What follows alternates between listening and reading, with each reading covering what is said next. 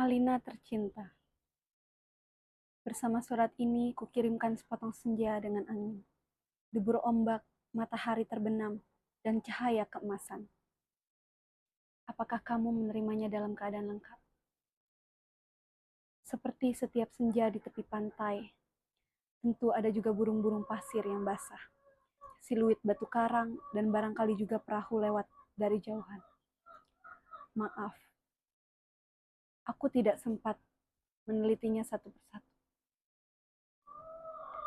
Mestinya ada juga lokan, batu yang berwarna-warni, dan bias cahaya cemerlang yang berkeretap pada buih yang bagaikan impian selalu saja membuat aku mengangankan segala hal yang paling mungkin kulakukan bersamamu. Meski aku tahu, semua itu akan tetap tinggal sebagai kemungkinan yang entah kapan menjadi kenyataan.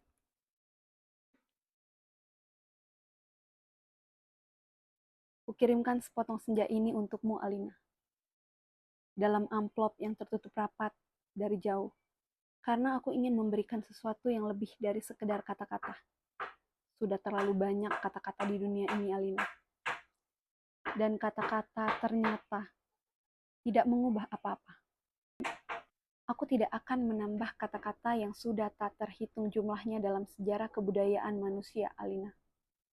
Untuk apa? Kata-kata tidak ada gunanya dan selalu sia-sia. Lagi pula, siapakah yang masih sudi mendengarnya? Di dunia ini, semua orang sibuk berkata-kata, tanpa pernah mendengar kata-kata orang lain. Mereka berkata-kata tanpa peduli apakah ada orang lain yang mendengarnya. Bahkan, mereka juga tidak peduli dengan kata-katanya sendiri. Sebuah dunia yang sudah kelebihan kata-kata tanpa makna. Kata-kata sudah luber dan tidak dibutuhkan lagi. Setiap kata bisa diganti artinya.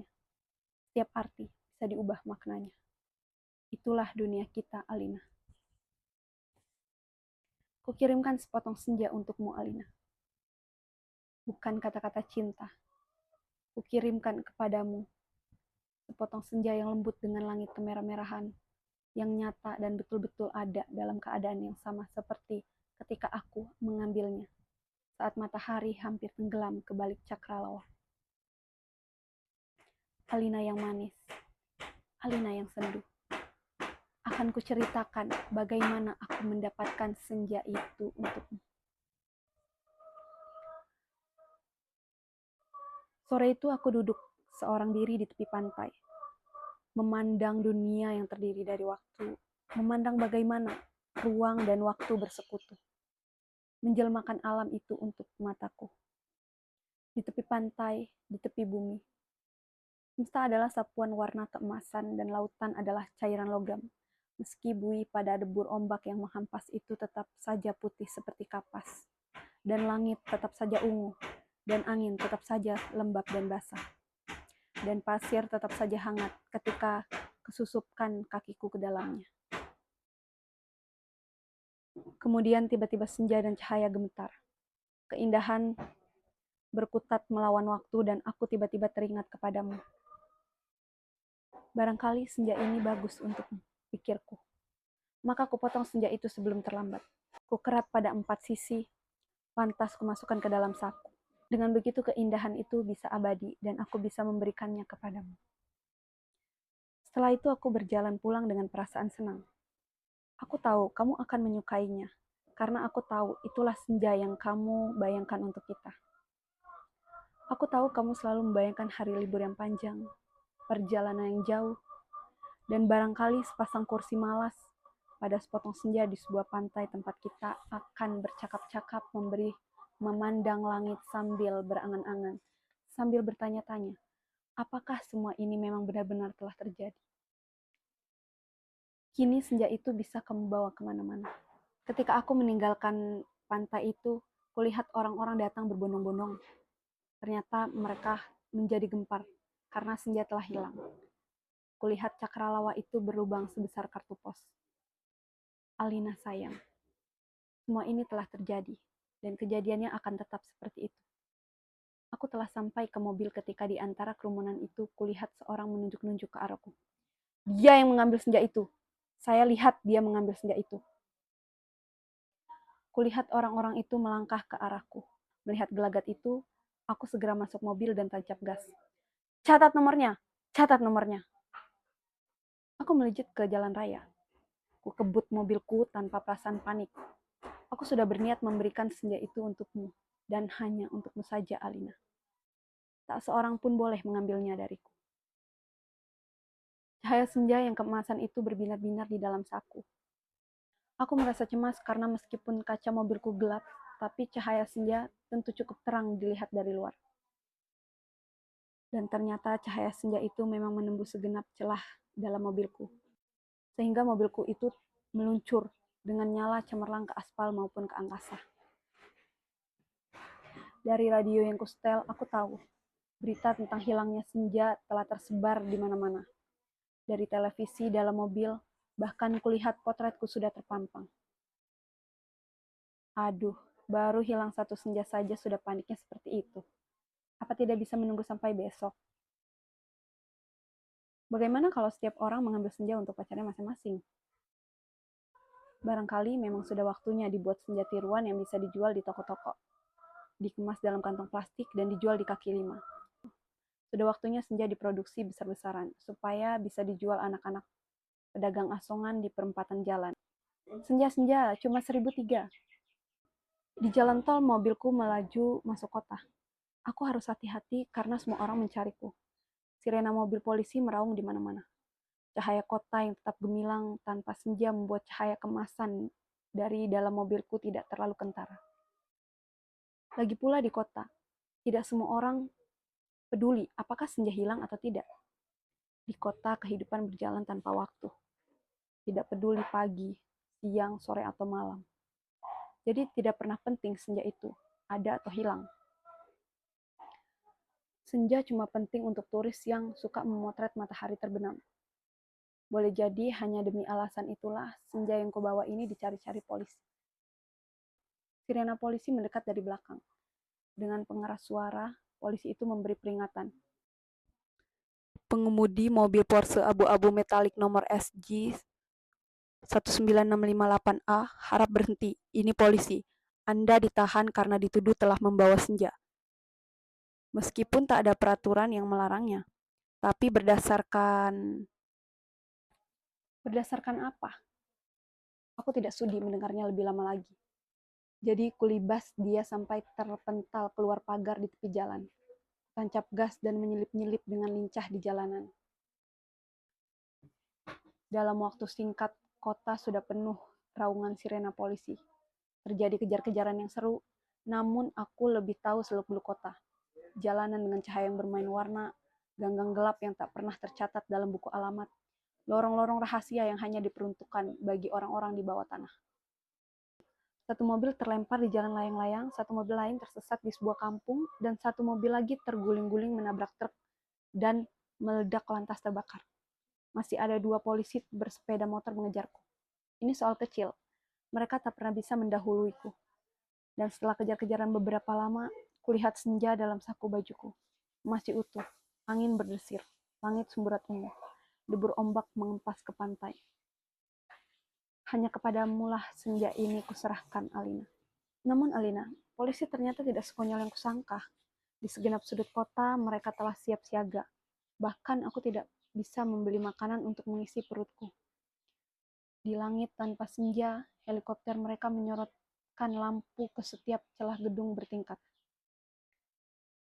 Aku tersudut dan akhirnya nyaris tertangkap. Kalau saja tidak ada gorong-gorong yang terbuka. Mobilku sudah kutinggal ketika memasuki daerah kumuh itu. Aku berlari di antara gudang, rumah tua, tiang, serta temali. Terjatuh di atas sampah, merayapi tangga-tangga reot, sampai seorang gelandangan menuntunku ke suatu tempat yang tak pernah kulupakan dalam hidupku. Masuklah, katanya tenang. Di situ kamu aman. Ia menunjuk gorong-gorong yang terbuka itu. Ada tikus keluar dari sana, baunya bacin dan pesing. Kutengok ke bawah, kulihat kelelawar bergantungan. Aku ragu-ragu, namun deru helikopter dengan lampu sorotnya yang mencari-cari itu melenyapkan keraguanku. Masuklah, kamu tidak punya pilihan lain. Dan gelandangan itu mendorongku. Aku terjerembab jatuh. Bau busuknya bukan main. Gorong-gorong itu segera tertutup, dan kudengar gelandangan itu merabahkan diri di atasnya. Lampu sorot helikopter menembus celah gorong-gorong, tapi tak cukup untuk melihatku. Kuraba senja dalam kantongku. Cahayanya yang merah keemas-emasan membuat aku bisa melihat dalam kegelapan. Aku melangkah dalam gorong-gorong yang rupanya cukup tinggi juga. Kusibakan kelelawar bergantungan yang entah mati entah hidup itu. Kulihat cahaya putih di ujung gorong-gorong. Air busuk mengalir setinggi lutut. Tetapi makin ke dalam, makin surut. Di tempat yang kering, kulihat anak-anak gelandangan duduk-duduk maupun tidur-tiduran. Mereka berserakan memeluk rebana dengan mata yang tidak memancarkan kebahagiaan. Aku berjalan terus melangkahi mereka dan mencoba bertahan. Betapapun ini lebih baik daripada aku harus menyerahkan senja Alina. Di ujung gorong-gorong, di tempat cahaya putih itu, ada tangga menurun ke bawah. Kuikuti tangga itu, cahaya semakin terang dan semakin benderang. Astaga, kamu boleh tidak percaya, Alina. Tapi kamu akan terus membacanya. Tangga itu menuju ke mulut sebuah gua.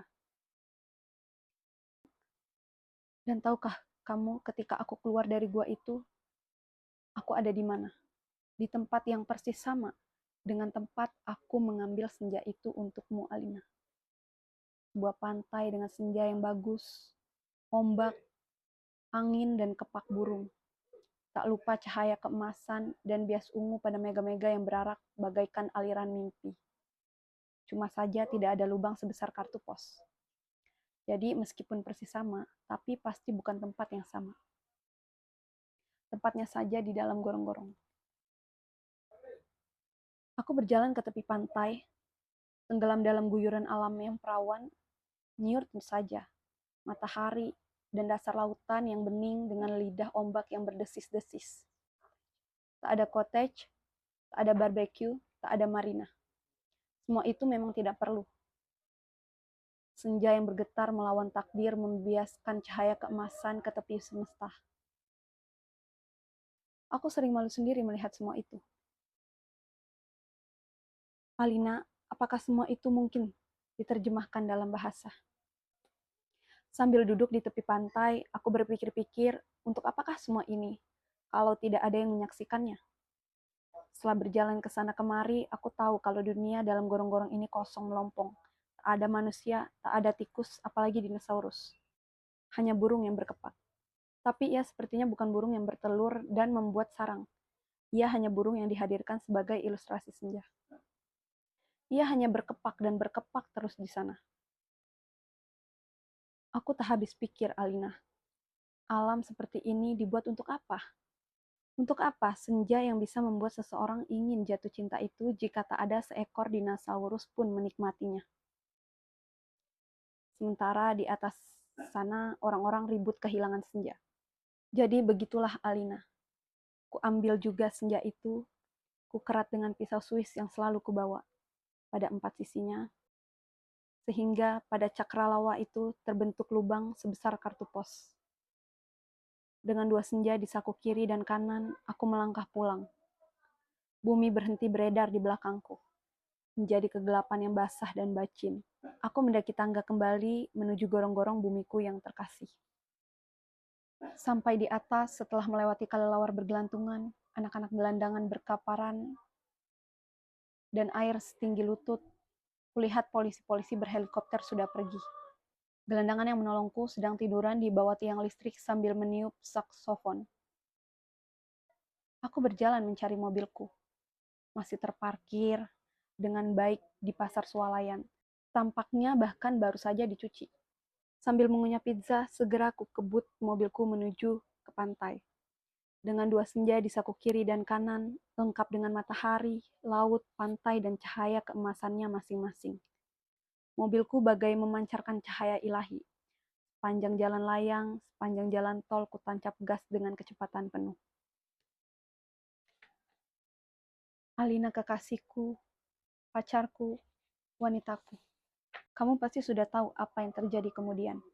pasang senja yang dari gorong-gorong pada lubang sebesar kartu pos itu dan ternyata pas. Lantas kukirimkan senja yang asli ini untukmu lewat pos. Aku ingin kamu mendapatkan apa yang kulihat pertama kali. Senja dalam arti yang sebenarnya, bukan semacam senja yang ada di gorong-gorong itu. Kini gorong-gorong itu betul-betul menjadi gelap, Alina. Pada masa yang akan datang, orang-orang tua akan bercerita kepada cucunya tentang kenapa gorong-gorong menjadi gelap. Mereka akan berkisah bahwa sebenarnya ada alam lain di bawah gorong-gorong dengan matahari dan rembulannya sendiri. Tetapi semua itu tiada lagi, karena seseorang telah mengambil senja untuk menggantikan senja lain di atas bumi. Orang-orang tua itu juga akan bercerita bahwa senja yang asli telah dipotong dan diberikan oleh seseorang kepada pacar. Alina yang manis, paling manis, dan akan selalu manis. Terimalah sepotong senja itu, hanya untukmu, dari seseorang yang ingin membahagiakanmu. Awas, hati-hati dengan lautan dan matahari itu. Salah-salah cahayanya membakar langit, dan kalau tumpah, airnya bisa membanjiri permukaan bumi. Dengan ini kukirimkan pula kerinduanku, dengan cium, peluk, dan bisikan terhangat dari suatu tempat yang paling sunyi di dunia. Karya Seno Gumira Aji Dharma 1991.